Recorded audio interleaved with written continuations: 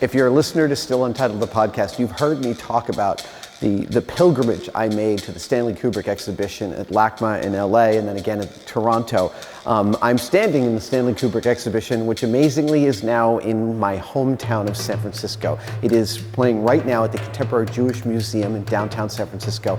And we're about to go take a look at some of the beautiful artifacts inside. Let's go.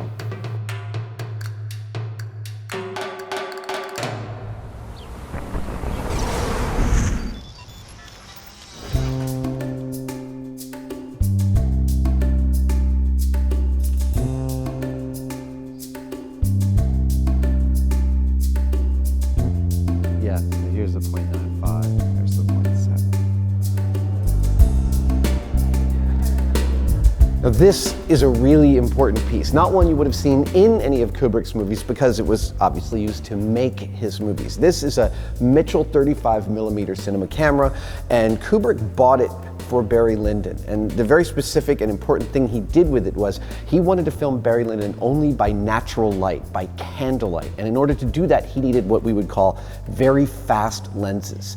Lenses that could take in tremendous amounts of light and expose them onto the film. These lenses had only been made by NASA, and they had different fittings than a Mitchell took. So Kubrick took this Mitchell to an old camera guy who remachined the entire assembly of how the lens attached, where the film went through the film plane, and created a monster Frankenstein camera. He even went so far as to have custom-made 3-wick candles that burned bright. They burned fast, but they burned bright enough to light the actors. Now, when you have a lens that is what you call wide open to record the actors under very low light, you end up with what's called a very narrow depth of field. And that means that the focal plane, where actors are in focus, is a really precise and very narrow bandwidth. So the actors in Barry Lyndon had to learn to move laterally to the camera as they were doing their performance rather than forward and back, because otherwise they would have dropped out of focus. None of this is something you would have noticed, and that was the point. This is the lens that Kubrick had attached to that Mitchell. And it doesn't look like much to you, but if you're a photographer and I tell you that it is a f.7 lens, it is an astoundingly fast piece of photographic equipment. It's absolutely beautiful. It's like a religious artifact to me. These lenses are also here in this exhibit as a way of demonstrating Kubrick's particular commitment to the kind of filmmaking he wanted to do. He didn't rent his equipment like most films do. He bought it. This gave him tremendous amounts of control. He was also a bit of a gearhead about it, but mostly it gave him the freedom to keep filming and not worry that he was continuing to accrue costs because he owned the equipment he was filming with. He worked very efficiently with very small crews, the smallest he could manage, so that from a budgetary standpoint, he could shoot as long as he wanted and get what he needed in the can.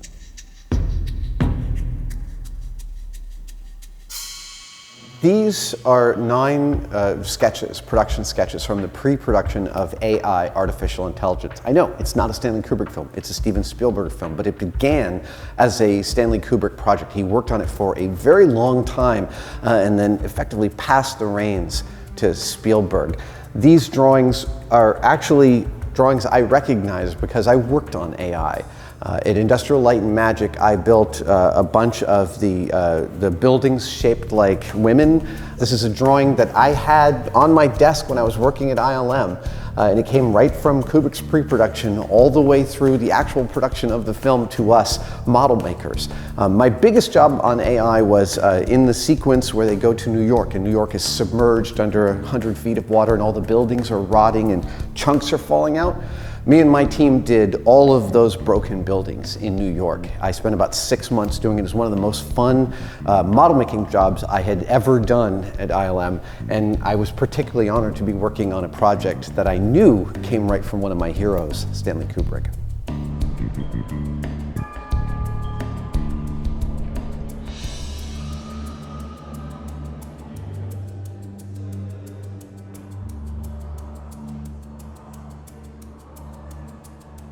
Oh, nice. Shining Maze, that looks pretty good. This is something I saw the first time I saw this exhibit at LACMA in LA, and it's one of my favorite pieces. It's something that I've actually gone a fair bit towards replicating. My replica of Kong's survival pack was in a show at the Museum of the Moving Image in New York earlier this year. It's so lovely to see these together.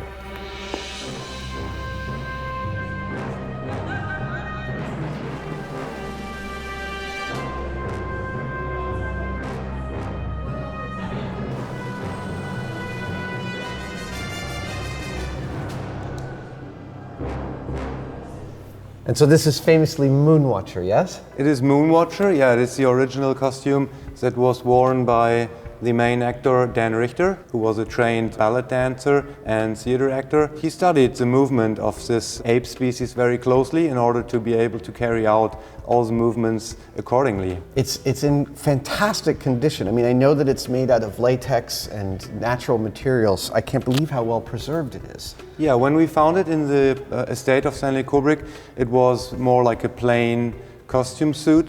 But we were really lucky because when the presentation was in Los Angeles, the restorers at the Los Angeles County Museum of Art, they invested a good amount of work and labor to emphasize this costume by inserting a solid structure into it and adding a mounting device. So we are able now to show it in a more three-dimensional, more interesting and attractive position. This mask is really important from a prosthetics standpoint. It was built by the legendary Stuart Freeborn. You would know Stuart Freeborn's work because he made Chewbacca, the greatest non-human character in cinema history.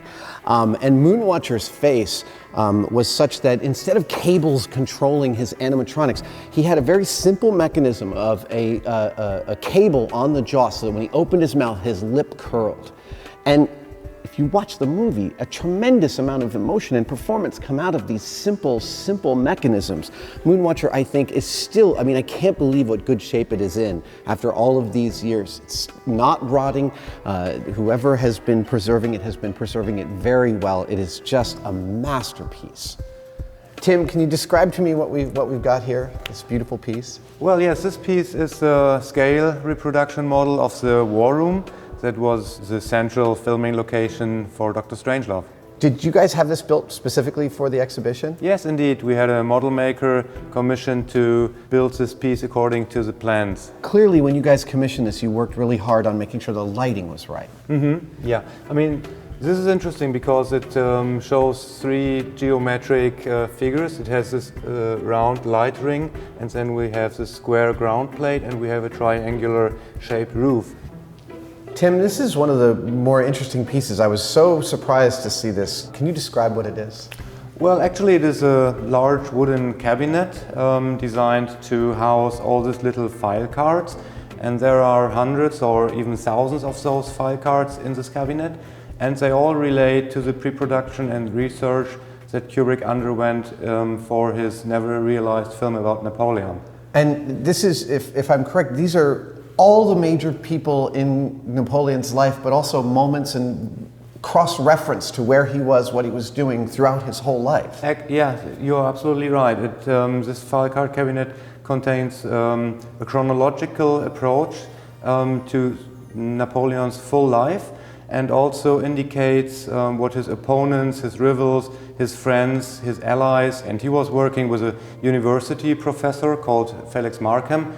And much of the content that you can read here was supplied by students of Felix Markham to Stanley Kubrick. Carefully working through every book on Napoleon and every moment. That is... You know that we also have the library here, like we have 250 volumes of books. Wow! And information from every single one of these has been put into the card catalog. You know, as someone who really likes researching and likes the minutiae, I can't even conceive of the pleasure Kubrick must have had looking over that card catalog when it was done. Yeah, certainly. And it is interesting because he was not only focusing on the character of Napoleon, but also he was interested in depictions of everyday life in this period. So besides the library and besides the file card cabinet, Kubrick also had a picture collection of 17,000 images related to the Napoleonic era, depicting everyday items like furniture, vehicles, clothes, street scenes, whatever you can imagine. So he really immersed into this universe. That's amazing. I'm sad that we never got a chance to immerse in the same universe. Yeah, that's right. Now this exhibit will continue traveling around the world, but one of the cool things about it is at each museum it arrives, that museum designs the exhibit afresh. And the CGM has done a fantastic job with this one. It not only gives you a kind of a wider scope about Kubrick, obviously that's its goal, but it also gives you, I think, a deeper reason why you love Kubrick, why I love Kubrick. It shows me the lenses and the equipment and the dedication, the amount of research that went into every single project. There was nothing that wasn't lovingly pored over and carefully crafted by Kubrick, and this exhibit gives you a real glimpse inside his incredible mind. I will be back.